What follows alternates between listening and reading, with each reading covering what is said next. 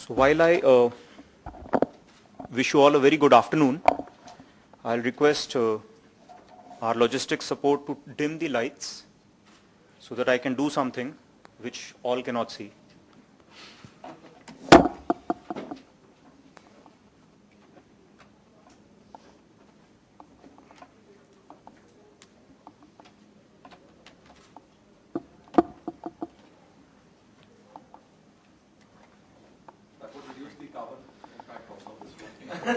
Yes, that's a very brilliant idea. That's the other industry, in fact.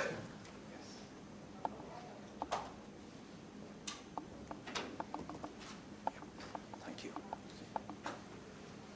Thank you.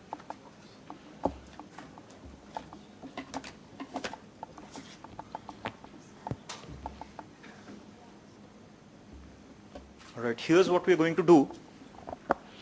I'm feeling this room is a little cold for me. How many people are with me in that feeling? Okay, so just like we can, request somebody to dim the lights, can somebody request for the temperature to be, probably raised a little bit? They don't have that control here. We are on or off. So it's a binary, the haves or the have-nots. So what choice do we have? Those of us who chose to, dress in half sleeves can sit like this, right? And feel warm, right? Others who were wise enough, who know the ambience, are anyways comfortable. So I've been to this place, earlier, and I'm also, one of those people who know the ambience, but not wise enough. The gray hair don't show yet. So what I did is, I tried being innovative. And what I did for innovation is something that I'm going to hold up here. I'm not endorsing any brand, by the way, right? So I did this. I carried a bag with me because we are in the, textile space. So I'm going to keep this bag here. Something like, okay, while I'm at the dais, while I'm at the podium, this bag is going to take care of my seat, right? It's reserved. Also, I'm going to try and take out something from the bag which is going to be useful for me. Can somebody guess what this is? A jacket? Alright. So if I unfold it, I'm going to feel a little warm and wear it, right? So both conditions apply. Right. So this is the part that you can all see. That's comfortable, right? That's civilized. You're feeling cold, so you wear something to make you feel warm. That's fine. That's acceptable to all. Nobody's going to report me to the judiciary of India. So, no way. No police action. We're not going to be doing any breaking news here. Okay. On the other hand, if we were to, just go to the other end of the spectrum, which is not feeling cold, but feeling very warm, what could I have done? I could have carried a similar bag. I will, let the rest of it to be imagination. Because I couldn't have done more with it, right? I couldn't have, helped the temperature if it were very warm. Are we making a connect here? Do you get a sense of where we are headed? If as human beings, we can do something about the temperature today, should we do it now or should we defer it to some point where it becomes unbearable? Today we are able to do something about it, right? I'm able to take out a jacket and to wear it. But if I'm feeling very, very warm, can I take off all my clothes and put it into a bag and let it, rest on the seat? Even with the lights dimmed, I'm sure, there would be no single soul left in this room except me. How correct am I in my assessment? On a scale of 1 to 10, where 10 is accurate and 1 is, I'm absolutely on a tangent off the radar. Do we all agree that I'm pretty much accurate here? I would be the only person left in the room? Excellent. If there's anybody who disagrees, please, speak now or forever hold your peace. Okay. So I'm very glad that this room is full of people who are fond of agriculture. Right? So you all agree. Excellent. So let's do this as a reward for being such nice people who believe in this culture called agriculture, which is AGREE. Let's do a pop quiz, right, which will probably shake us up a little bit. Just a little bit, not too much. Right? So I'm going to launch something, and you'll see the instructions on screen.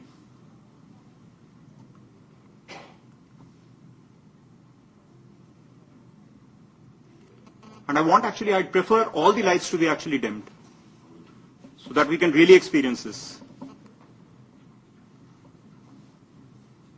The lights at the back of the room as well, please.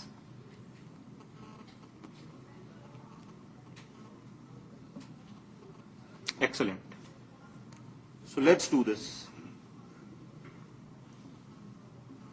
Next 16 seconds of our lives, which begin after this slide is over. Right? So if anybody is keeping count, here's what we will be doing. 16 seconds, not too much, right? See video, hear audio.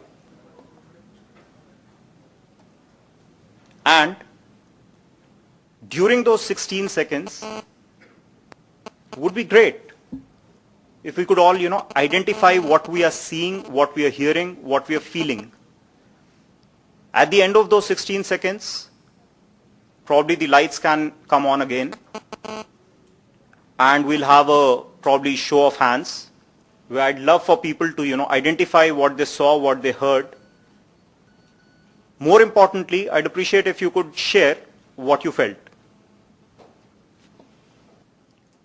That was the end of 16 seconds. Want to go through the experience again? I'll take that silence as a yes.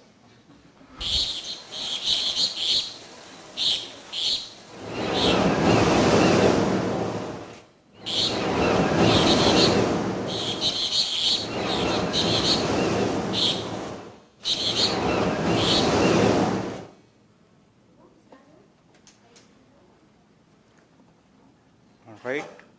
So, at the risk of repetition, because I see about a dozen people walking into the room as we speak, I will repeat this once again.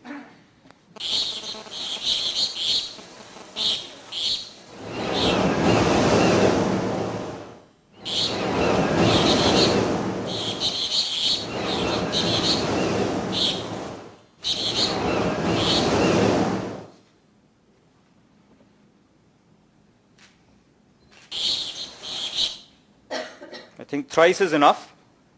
The lights can come on again.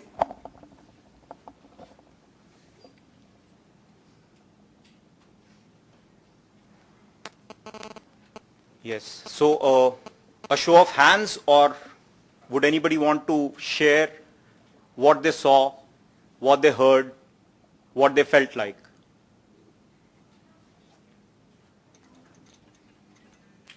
This is a small room. Yes. Well, at first, I'll tell you what it felt like.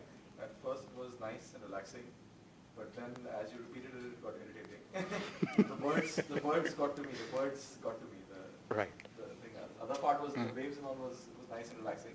Relaxing. But the birds, the certain shrilling of the birds, because I'm maybe closest to the speaker here. Right. That got a bit. Makes sense.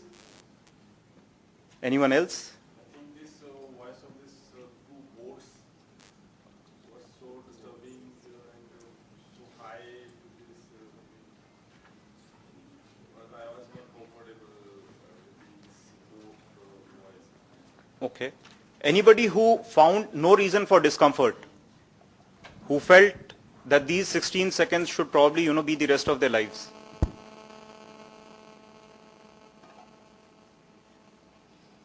Not meaning that you stay forever on a chair in Magnolia. So anyone who had no discomfort at all, who found it very relaxing, very peaceful, felt blessed? Nobody? 8 on 10.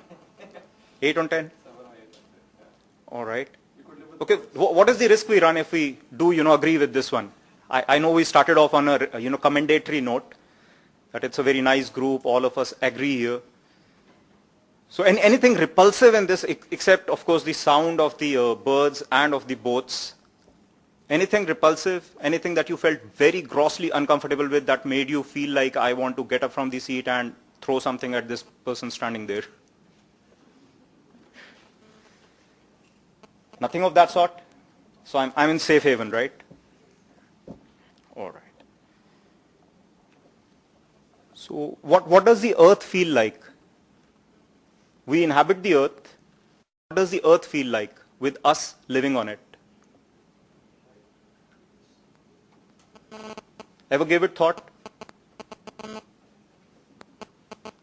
The sound of boats, the sound of birds, the vehicular sounds, the sounds of bombs, motors, turbines.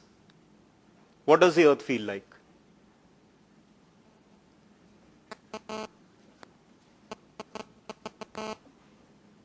Are we listening? Okay. The video that we just saw is not taken very far back in time. This is still present times. So welcome back to the present. We are living in good times. We've inherited a very peaceful, nice legacy. And when we part today at the end of about an hour from now, go off to have lunch, because the only thing separating us from lunch is me. Right? So we are all going to feel happy at the end of the hour. So I'm promising you that at the end of the hour also, this feeling that currently exists, which is there was nothing very repulsive about what we just saw, what we've just felt, maybe about, most of us I think are about 3 decades or 2 decades plus old on earth, right? Some of us have been around longer, maybe 5 decades, 6 decades, but any of us probably do not hate being on earth. Or do we have anybody in the room who's not enjoying the stay here? Feel like going off to another planet? Because there was something in the news yesterday that said Earth is going to be inhabitable for another 1.75 billion years. That's quite a long time, for many generations to come. But there was a caveat, there was a fine print. The fine print was that this continuity will be assured only if we stop breathing. So if we leave things as they are, if we do not induce human created changes, then 1.75 billion years is what the habitability of the earth is. Right? So that caveat is important to note, because that may significantly reduce the habitability from 1.75 billion years to significantly lesser. So let's move on from this slow moving stuff to something else, which is about climate change, which looks more relevant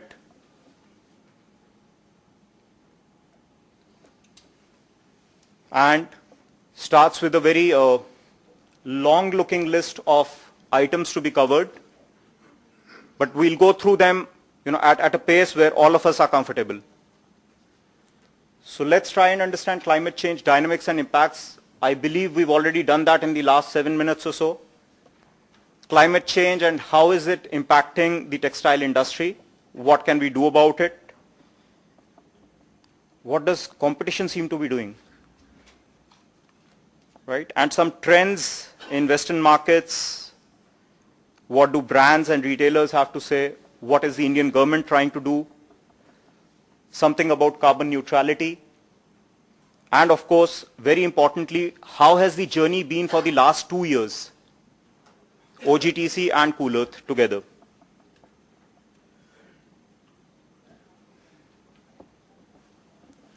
So this already makes sense. Sunlight hits the earth, but then some man-made emissions, man-made gases, they hold back these, heat emitted from the gases that's held back in the atmosphere, and so we feel warmer than we do. And there are changes which are happening. Some of them we've seen recent times. not more than 3 months old, I think we saw something tragic happening in our own country, where man-made changes affected the climate, affected the environment so much that there were massive floods, landslides, etc., right, in Uttarakhand. So those are all real. They are here and now, right? They may not be immediately or directly attributable to just gases, but they are man-made.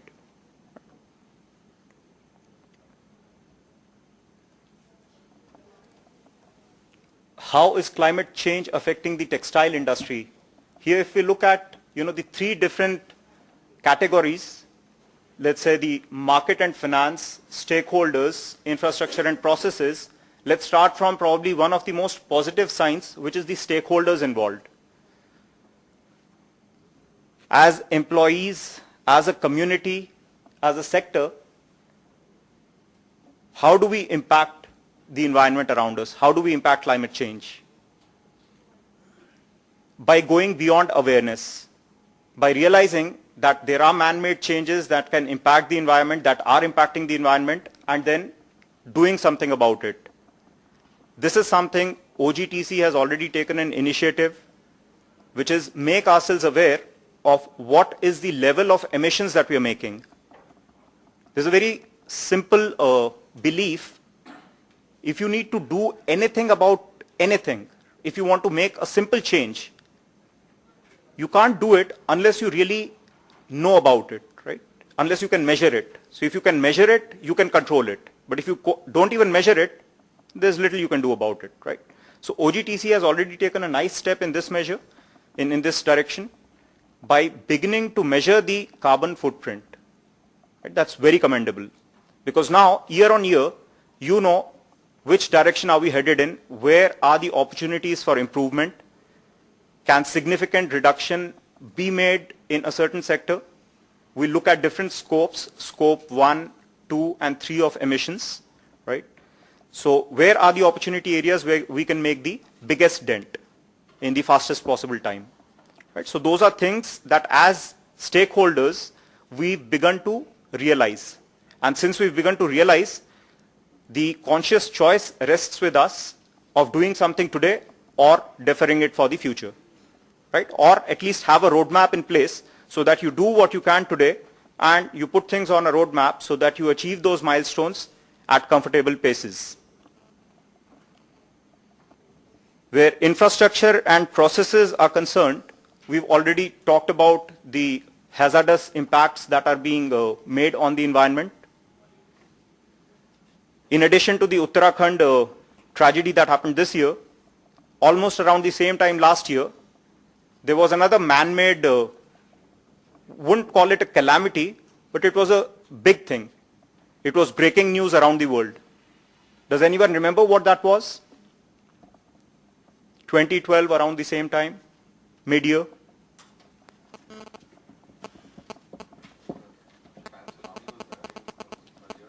In India, right?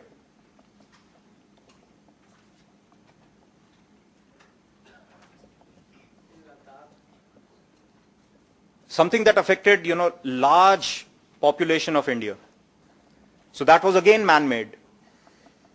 So we definitely have an impact. And what was the reason for that? There have been commissions ordered to, do inquiries and all, but what was the man-made reason behind it? Why did the grid black out? A case of some imbalance. Some states drew more power than they were supposed to, right? And why did they do that? Did they just feel very power hungry? I need more power today. Wasn't that. It was a systemic failure, right? Farmers needed more water to irrigate their fields, which wasn't forthcoming. And if you, trace it backwards, why is there less water? Why is there, water table reduction continuously? Why is there, ample rainwater harvesting not happening? Preemptive action, curative action not happening at the proper time is what creates such man-made events.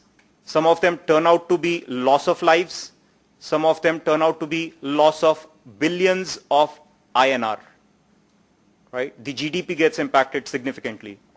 right? And today, survival is definitely based on INRs, in India at least, right? Although we do get affected by the USD fluctuations. So moving on, the direct and indirect impacts on business are well known. What we need to focus on, what we need to emphasize on is that this is not something that can be put off for a very uncertain amount of time. Remedial action, preemptive action is something that we cannot hold off for very long. There are strict standards which are coming in on energy efficiency, which have in fact already come in. What kind of standards? I like to call this, I like to pronounce this as, enemy action. Although it's not really an enemy action, it's a very nice thing. It's a national mission on efficiency of energy, enhancement of energy efficiency. So that's a Government of India body, right? And it's trying to do something in 4 different areas. Now those fine prints are not what I want to bog you down with. What I want to immediately intimidate you with is this.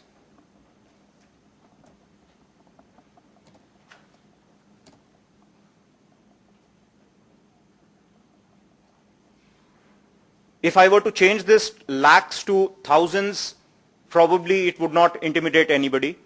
If I were to change this into crores, probably it will make some people sit up and do something about it today.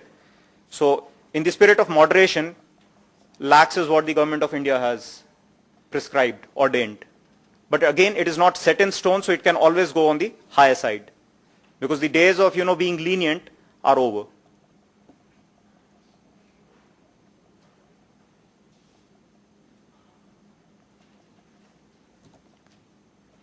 So what do we do when faced with such threats, such intimidation? It's not really important, what we do. And this is a very angry looking lady.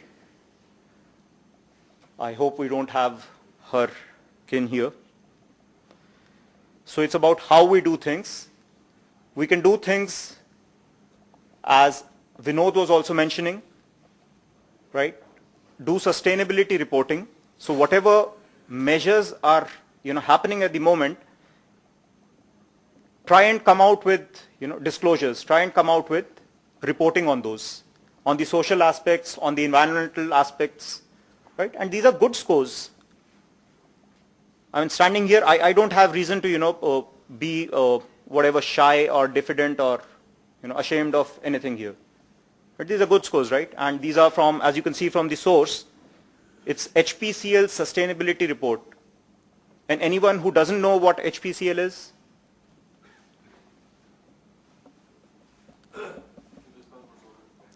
Hindustan Petroleum, right? So that's one of the 9 sectors which has been identified to be a great, let's say guzzler or a great emitter of emissions.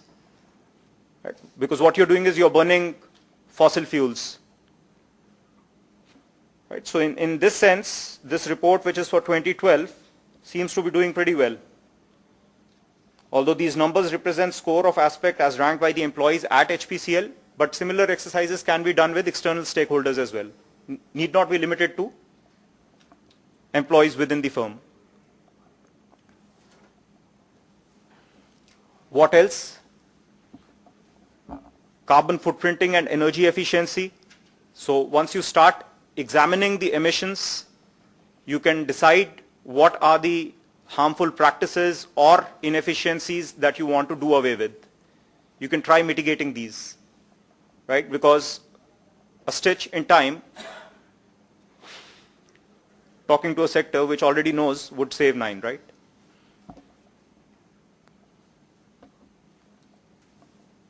When it comes to adaptation, define what adaptation measures would you have to take. There are certain things which are beyond our control, right? Some things we will be able to do, some things we won't. So how do you, work around those that you can't do anything about?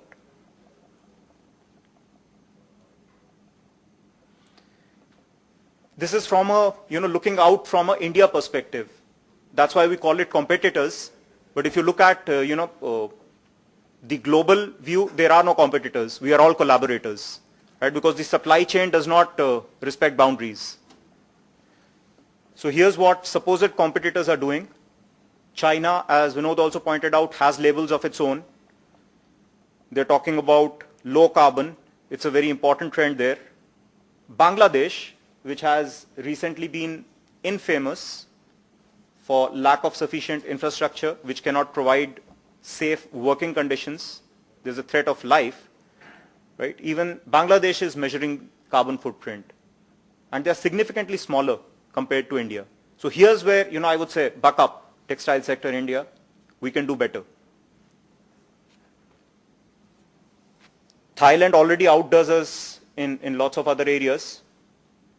So these are lots of facts, all searchable on Google.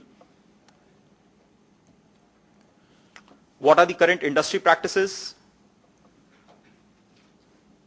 Organic cotton.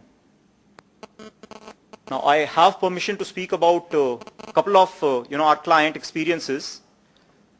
So talking about Pratibha Syntex in particular, right? When we engaged with them last year or probably a little earlier, we discovered 1.5 lakh acres of farmlands, right? And a person with a vision at the top, that there's something that can be done which balances both things, right? Sustainability as well as monetary interests. So a complete, marriage of both was able to happen. A decision was taken, footprinting was done. That footprinting was communicated well to stakeholders, to people higher up in the supply chain, and that actually yielded monetary results, benefits. So if a Pratibha Syntex can do it, so can all other textile units. Not stopping at OGTC's 13, which are already part of the program, more to be included, and go beyond OGTC as well. Spread the word. Better Cotton Initiative is another area where we've recently had some exposure with one of our prospective clients, yet to become one, where we are trying to do a product footprint, right, of one of the products which uses BCI extensively. So there are efforts being made in the direction, and the encouragement is to significantly increase these efforts. Let more people feel that this is something that needs to be done here, now, today.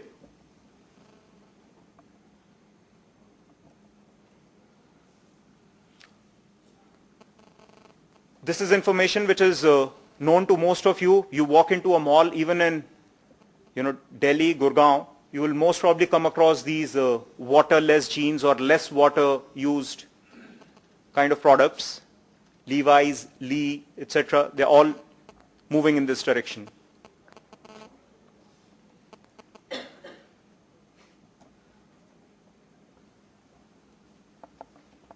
That's again, in the same spirit, innovative brands focusing on sustainability. Rico jeans, Monkey jeans, spelled differently though.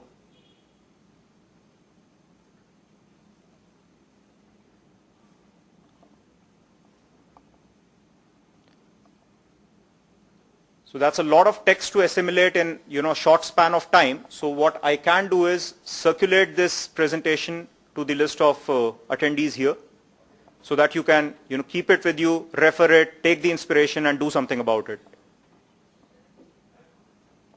Sustainable Apparel Coalition, which Vinod already talked about.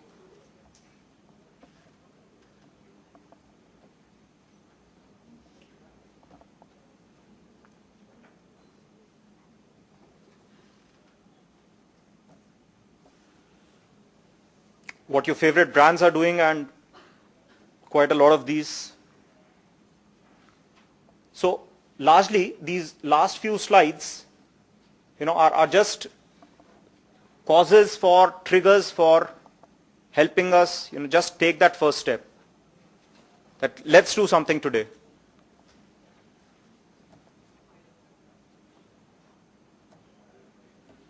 Now, in terms of steps taken by the Indian government, Dr. Saab just talked about it, that there's this provision of 2% of the average net profits which need to be spent as CSR, although I believe more clarity has to emerge on how much of that CSR is towards sustainability, right? Or does it just end at, doling out some amounts to probably a NGO and saying, hey, we've done our bit, right? Because those are not really real sustainable initiatives. You give a handout and you don't really, watch the throughput, you're not really doing much. You're just stopping at the, as they said, cradle to grave, so you're stopping at the cradle point, right? Beyond cradle, there's a full life which needs to be lived well.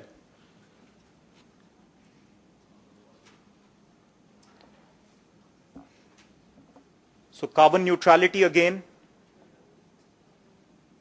there are companies in this space in India, outside, like Carbon Neutral of UK, which helps you go the distance after you have walked the first few miles. Right? So let's say you've grown cognizant of what are your emissions, you've taken the commitment, you've broadcasted it, you've said that, okay, I will reduce our units emissions by X percentage in so much time. Now beyond this, there's a threshold. You cannot do more, right? So what do? You say, I still want to go, carbon neutral, so you can purchase these credits.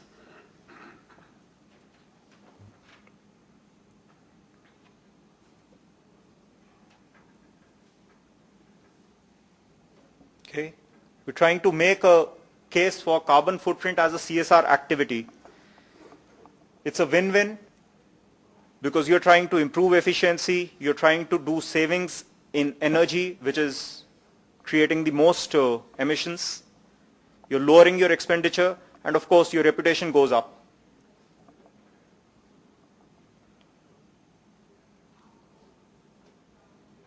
This is something which needs to probably go down significantly more with players in the textile sector than it already does. The brand image needs to be enhanced, right? So I know there are pressures of costs, delivery timelines, right? But beyond these transactional pressures, if your skin is in the game for the probably, complete generation that you're going to be working, then you probably have to have a view of the brand that you're building, right? So if you are building a sustainable brand, you're in it for the long term.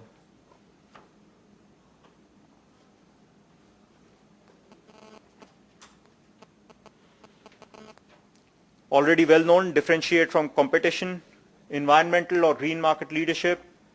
Do not just view this as a cost, but see the benefits that you're reaping from it.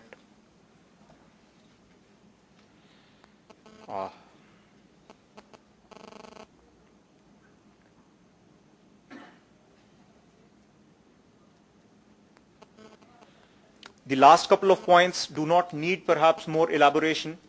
When you're reducing your energy costs, you're of course ending up with more money in hand, and your employees feel a lot more better, right? When they go back to their families after a hard day's work, they've carried probably some knowledge back about some energy efficiency measures which are practically implementable at their homes as well, right? So the contagion spreads in a positive way.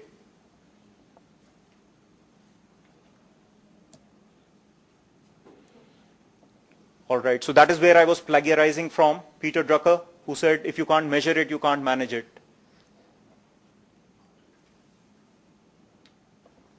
So helping clients through all the stages, beginning with the footprint, helping with the efficiency, and once the efficiencies have been exhausted, there's no more that you can possibly do, then of course go in for carbon neutrality through purchase of credits.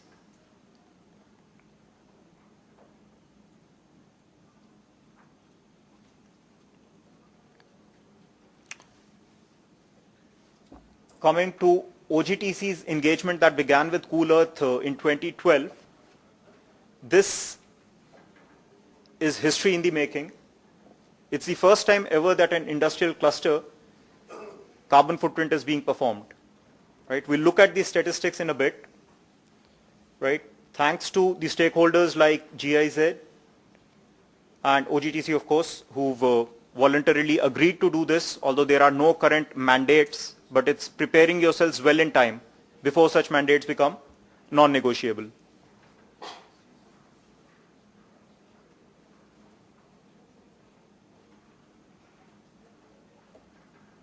So what has happened in this is, in the first year of engagement, we began with awareness sessions which talked about the scientific aspects, the geopolitical aspects, the corporate, and of course the logistics. How do you begin assimilating all this data about what is your footprint? What are you contributing to the earth? So it began with that. The data collection happened in bits and pieces, and I'll be more than happy if people present in the room who've been part of the exercise both years, if they can share their experiences very, very openly, without any fear of persecution. I promise I will not bother you. So are there people in the room other than, I know of course Vishnu is here. So Vishnu from Neeti Clothing, would you like to share your experiences across the 2 years?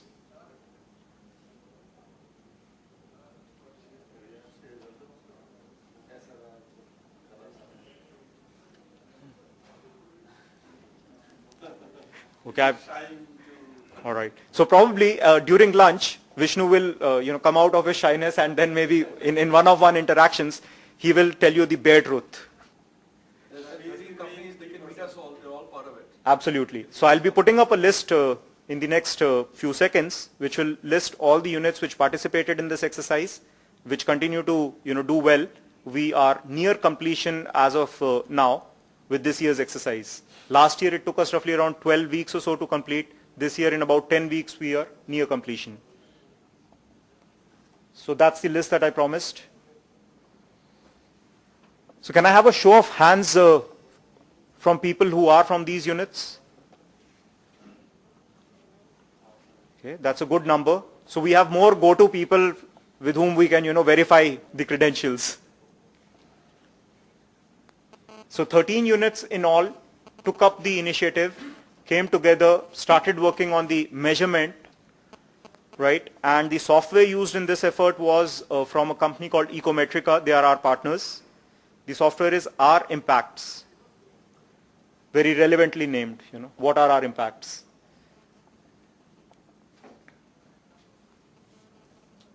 Okay, the last line, take it with a pinch of whatever you like best. Maximum customer delight and satisfaction. So if there are people who are not very satisfied, please let me know in advance. I'll know what to do.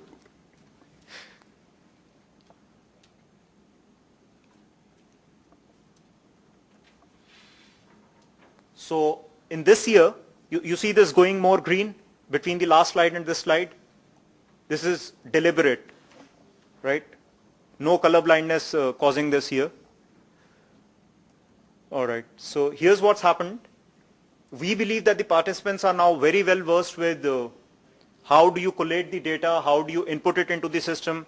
The process end to end is somebody measures the data, somebody collects the data, puts it into a system. That system is then, that data that is input is verified, right? And there are of course a few iterations if clarifications are needed. And at the end of the entire process of iterations and all, once the data is 100% acceptable, sanitized, then there's a report generated. Right? So what does that report tell us? Before we move on, thank you, Richa. Is Richa here? From Afflatus? No. Okay. So thanks to Richa for giving us good feedback. But here's the bare data. Now before we look at the bare data, let's look at that scope 1, 2 and 3 of emissions. Scope 1 is where within an organization, the vehicles and equipment, the stationary sources, on-site landfills or wastewater treatment, any other emissions that are happening, all of these would fall under scope 1 of emissions. There are 3 in all, scope 1, 2 and 3. So scope 1 is what you have maximum control over. Scope 2 is then the next level of control, because this is something you cannot do without. You need to purchase electricity off the facilities provider, off the grid, right? You need to purchase heating or cooling or steam, right? And finally, the third one, which we have then very little control over, which is all the business travel that you need to undertake. Your employees cannot all the time be home workers, right? Although I acknowledge that in the small sector, lots of them are, but still some employee commuting is done. So if you've contracted or outsourced your solid waste disposal, these are what fall under scope 3, and very little again that you can do about them. So going across all these 3 scopes, this is how the units have performed.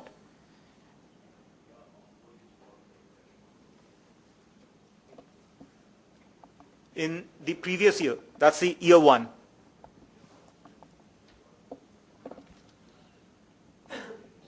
Right, so all 13 units, we've made them unattributable.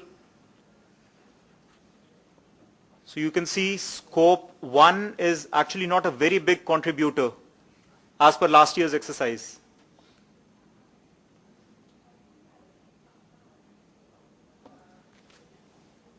And doing a comparison for this year,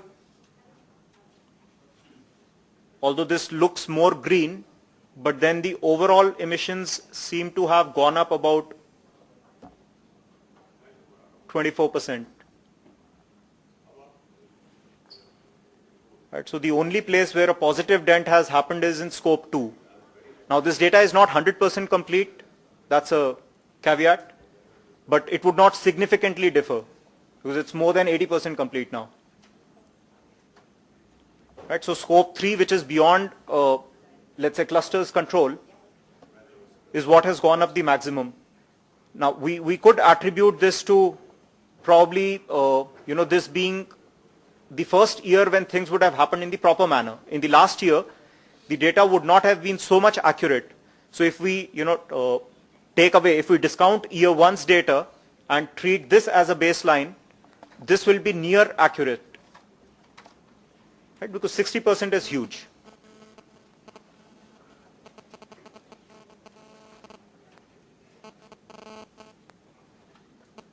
Okay. And any inputs, any questions around what you've seen so far? Yeah, I can just share some thoughts on it. I mean, the business has also changed from last year to this year. Just looking at it, because I'm seeing it for the first time on a larger scale, you're right that the data has gotten better in the second year, more accurate. That's one point. Second thing is the business scenarios have also changed. With the recoveries in the industry and things looking up a little bit. So a lot of that has also happened. A lot of expansions have also happened. So it covers on that. And also think about scope 3 being the largest point because since we all service international customers, all our products have to be delivered, right? So the scope 3 is going to be the largest part by the shipping or sea freight or air freight or whichever mode of transport. So that was another observation that scope 3 would be very high for us. Right. But I think most brands and a lot of things have commitments in companies to reduce the airing of goods. So I think all the companies are making big efforts to reduce that point, which would drastically impact scope 3. But I think it would still stay a high quotient because all the products have to be shipped at the end of the day. They're not Right. locals. So if it's not air shipping, it at least has to go through ship. Just go by sea. And for example, brands like H&M don't accept single air shipment. There's no air. So certain the brand commitments also that you cannot do it. It's not a possibility. So that is something that's coming up, which is kind of helping companies reduce scope 3 to some level. But at the end of the day, everything is shipped because we're in the export business. So scope 3 would always be higher. And I think scope 2 is the part about the supply chain. Where we are mapping it for the first time, which wasn't done before. So we're getting data about there, we're learning it bigger.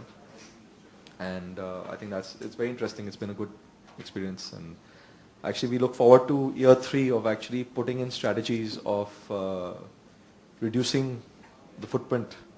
So far it's been monitoring it, figuring out how to gather information, then actually gathering the information the second time around, knowing what to do. And I think we look forward to a third year where we can actually, with your help, maybe explore areas to improve, set new targets on things and see how we collectively share resources in OGTC as we do to bring these down. Right. Because that is exactly what would make practical sense, doing something about it next year. And I think I think Mr. Kesara is not here, but he would verify or would give us the real target for the year, that what OGTC is actually taken up to reduce it by how many 1,000 tons, the impact on that, So that's that. Right. So that's one exercise which is very important, because after beginning to measure, unless you set targets for reduction, we're not really, moving in the right direction. You keep measuring year on year and you say, okay, things are beyond our control. When you haven't really decided to, move out from Magnolia to the lunch venue, you can't have lunch, right? So you need to make that decision that, okay, here's where I'm starting from, here's where I'm concluding my journey. So those reduction targets have to definitely be there for all to see at all times, and then sincere efforts actually made in the direction. So as, an organization, Cool Earth, is on the lookout, has already found partners who help make a dent with energy efficiency. Right. So for people who are interested, I would definitely love to share more during the lunch break. Right. So how do you do your automation of energy management, automation of fuel management, all of these fuel guzzlers? So what do you do to automate the process so that at least 10 to 15% efficiencies can be derived from that process itself? Right. So we'll talk about that at length. Any other insights that anyone would want to share? Based on the experience that you've had in the last couple of years, or as people who have not participated in the exercise but you have curiosity about figures here or the process?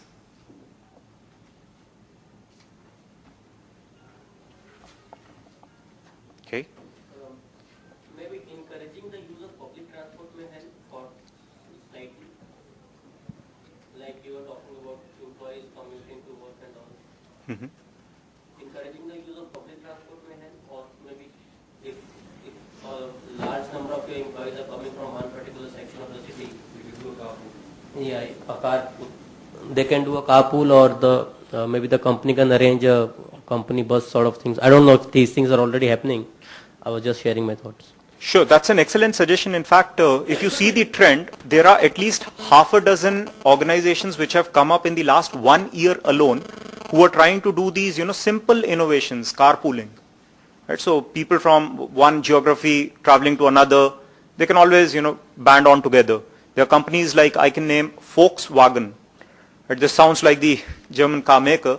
It's spelled as Folkswagen. So you could visit their website. It's a very simple concept. What they do is they help you, just do a 7-second kind of mapping. They say, you've decided I'm going to, go from Delhi to maybe Gurgaon, right? Or Delhi to Noida, or Noida to Delhi, whichever way, right? You just have to do a search for your source and destination. That this is your starting point, this is your destination, and within 7 seconds, you would know these are the people who are traveling on this route, and you can choose which person do you want to, go along with. So simple, innovations using technology are happening. And beyond carpools, of course, the suggestion that organizations make the effort to, provide the logistics, offer some services which can, bring people from one direction to the company and back. So those can, of course, be done. They have been done all over.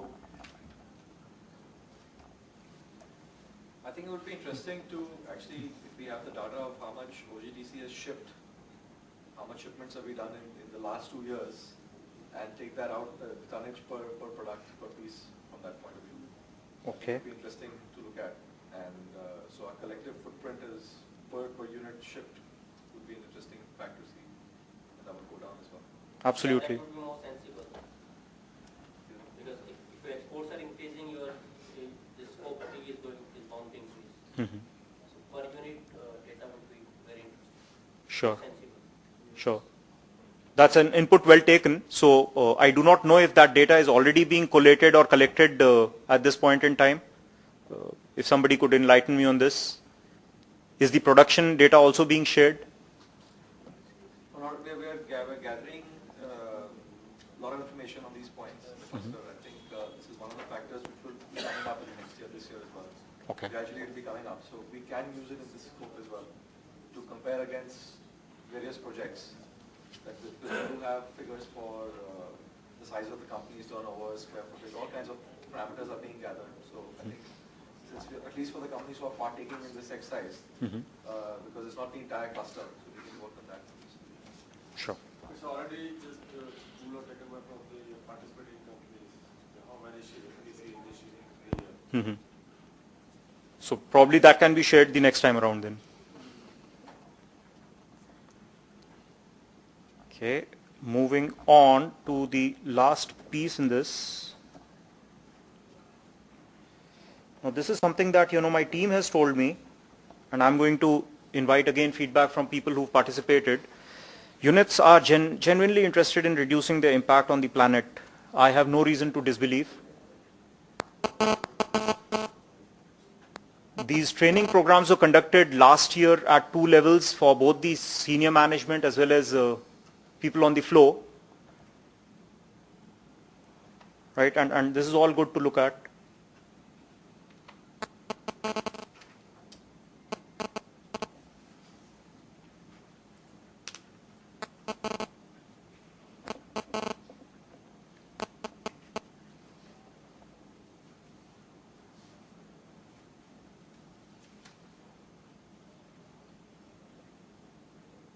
Now with the last point, I have a slight, as I may have already sounded off. Units intend to monitor and take a call on reporting their carbon footprint to retailers and NGOs based on future requirements placed on them by international bodies. That's a very, very, long-winded and ambiguous kind of, situation that we find ourselves in. Why, wait to take a call? What's stopping us from doing this reporting? I think we're doing it. I don't think that there's any. So there's no holdback here. There's nothing like that. All right, that's good then. The point is that nobody's asking us for it yet. If they ask us for it, we'll be happy to share it. Right now, it's more internal, I would say. Just in the sense that let's understand it better. So we have a baseline and we can actually show improvement. So we are monitoring it and we are sharing it with our customers. That by the way, this is what it is. Just so you know. And these are our plans. So we want to actually formulate some more plans to actually reducing it. Because right now it's like just knowing it. And now unless we put a target to where we want to be, there's no point communicating, oh, this is where we are. Right. So we need to put it, understand it better, say, okay, here's where we are and here's our target.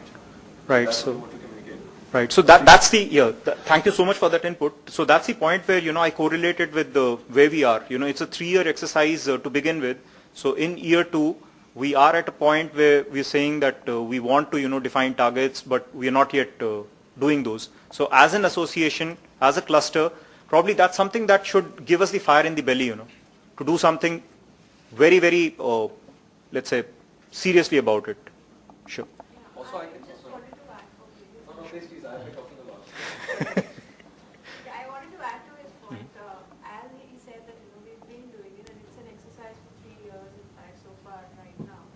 I would suggest that Cool Earth can participate more with the participating organizations, with OGTC right now, and we can have a if not a yearly this thing, because every time we come back and say after a year and say that okay what were the measurements, we need to do that exercise right now, and it's a pressure for 2 months. Sorry. Very So true. what I'm saying is, can that be spread across the year, and we can have new people from the factories, in fact, involved and trained, so that it will help. Overall, it will help in the long run. Absolutely, I agree with that, because that's trying to immerse more people in the experience, and we already have for financial reporting at least we do quarterly, right? So just like we do our quarterly financials, even environmental reporting, sustainability reporting can be quarterly. I think this is quarterly. We do it quarterly. No, this happens. This is an annual exercise. Internally we are capturing it quarterly. Okay. But we are compiling it and Also, we're already on that template anyway, because I think we have a small window to upload everything on it. And so we are, because it's an ongoing process every month, so every quarter we are compiling all the data and then it's being put in at the end of the year. Right, but if it is done more frequently, then definitely the merits will come out better, right? Because then you will have this conscious awareness at all points in time that, hey, I did this much last quarter, how much am I doing this quarter? Right? So that awareness is constantly there. And you know, if you think about it in terms of development or in terms of creating something of significant value, try a visual imagery, right? Think about a potter's wheel, right? What does a potter's wheel look like? It's actually a wheel, right? You put some kachi mitti, right? Some earth on it, and do you do it annually? You know, you put it there and then okay. Spinning, it's spinning, it's spinning. It won't take shape on its own, right? So the potter has to use all fingers, thumbs, right, and give it proper shape. So it's a continuous process. Can't be done, you know, few and far between times. Right, so point very well taken. Thank you. One more thing, I mean, have you or the units started participating in the CDP yet or not? No. Because CDP is annually doing a survey. They're reaching out in India for last four years, I think now. And they send out a survey form on disclosures. And annually they have the report coming out. I think so far they're largely reaching out to the large companies, 200 companies at least in India every year.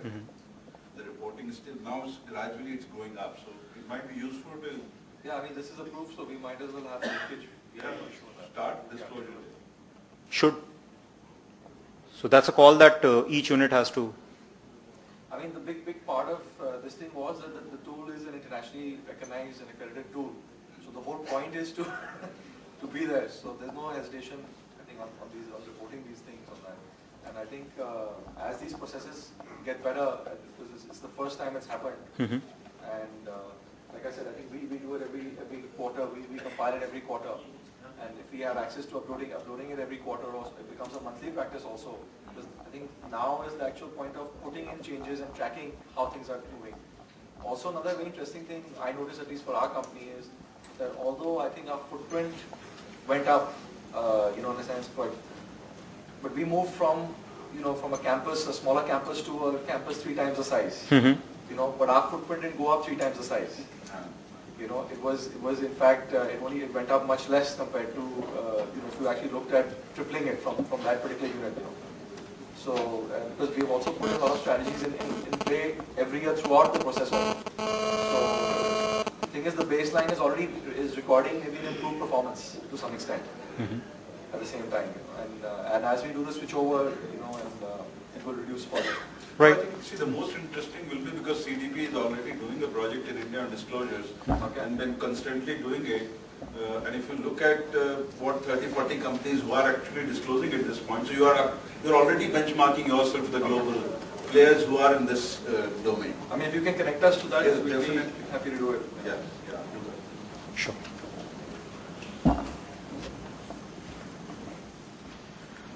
All right, so this is a slide which we've already seen in the previous presentation. We talked about this, what makes your company different from others. Costs, on-time delivery, quality, payment terms. But those are all transactional up there. What is going to really contribute to the building of the brand, to the longevity of it, is going to be sustainability. So you plan your footprint, you plan your footprint reduction measures, you do the measuring, you set targets for reduction, and you disclose so that you can take complete mileage out of it as well. You do something good, but you don't communicate it well. It's jungle mein mor nacha kisi ne na dekha.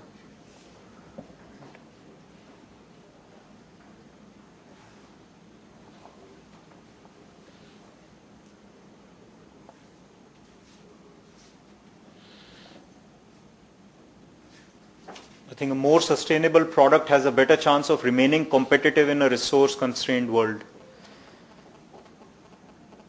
So that sounds like a very plain statement.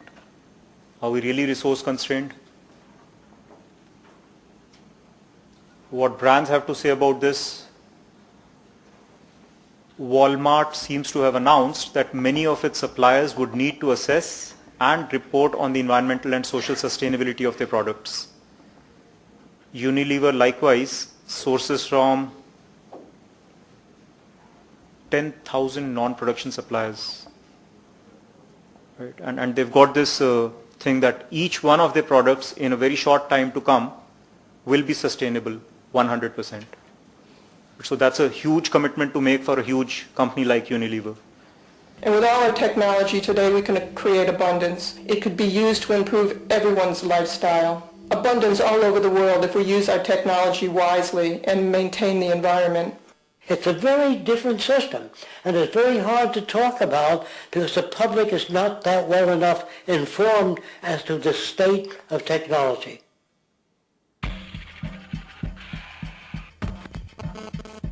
At present, we don't have to burn fossil fuels.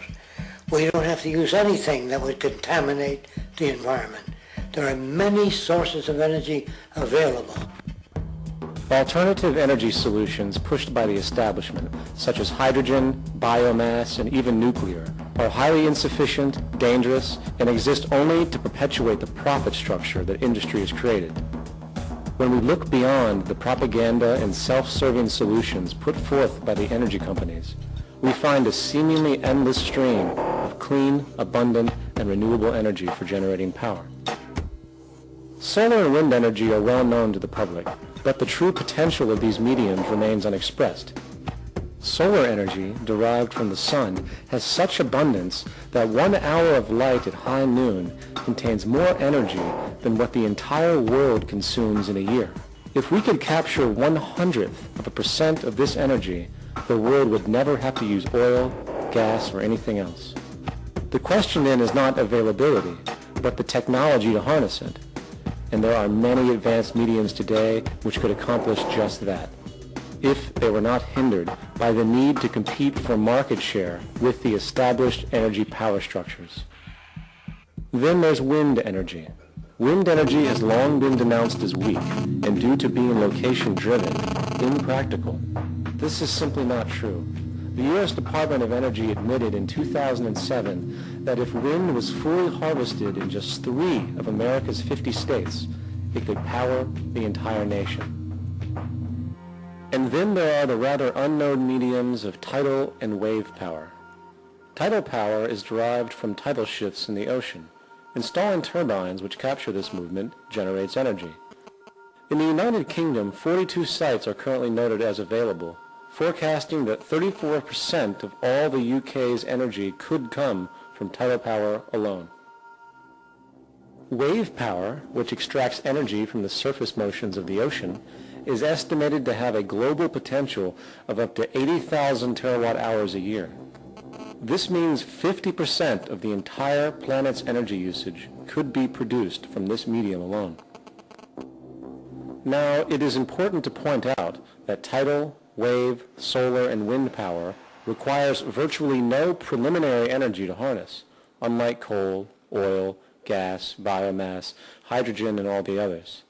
In combination, these 4 mediums alone, if efficiently harnessed through technology, could power the world forever.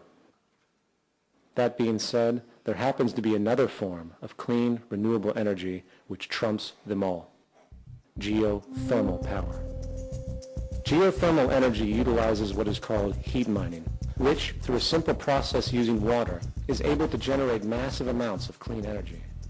In 2006, an MIT report on geothermal energy found that 13,000 zettajoules of power are currently available in the Earth, with the possibility of 2,000 zettajoules being easily tappable with improved technology. The total energy consumption of all the countries on the planet is about half of a zettajoule a year. This means about 4,000 years of planetary power could be harnessed in this medium alone. And when we understand that the Earth's heat generation is constantly renewed, this energy is really limitless and could be used forever. These energy sources are only a few of the clean, renewable mediums available, and as time goes on, we will find more. The grand realization is that we have total energy abundance without the need for pollution, traditional conservation, or in fact, a price tag. And what about transportation? The prevailing means of transportation in our societies is by automobile and aircraft, both of which predominantly need fossil fuels to run. In the case of the automobile, the battery technology needed to power an electric car that can go over 100 miles an hour for over 200 miles on one charge exists and has existed for many years. However, due to battery patents controlled by the oil industry, which limits their availability to maintain market share, coupled with political pressure from the energy industry, the accessibility and affordability of this technology is limited. There is absolutely no reason other than pure, corrupt profit interest that every single vehicle in the world cannot be electric and utterly clean, with zero need for gasoline. As far as airplanes, it is time we realize that this means of travel is inefficient, cumbersome, slow, and causes far too much pollution. This is a maglev train. It uses magnets for propulsion. It is fully suspended by a magnetic field and requires less than 2% of the energy used for plane travel. The train has no wheels, so nothing can wear out. The current maximum speed of versions of this technology, as used in Japan, is 361 miles per hour. However, this version of the technology is very dated. An organization called ET3, which has connections with the Venus Project, has established a tube-based maglev that can travel up to 4,000 miles per hour in a motionless, frictionless tube, which can go over land or underwater. Imagine going from LA to New York for an extended lunch break, or from Washington, D.C. to Beijing, China in 2 hours. This is the future of continental and intercontinental travel. Fast, clean, with only a fraction of the energy usage we use today for the same means. In fact, between maglev technology, advanced battery storage, and geothermal energy, there would be no reason to ever burn fossil fuels. Turned out are for how much money you can get. If there is a problem in society. So with that, I thank you all for having, held your patience. Will I think open the floor to questions?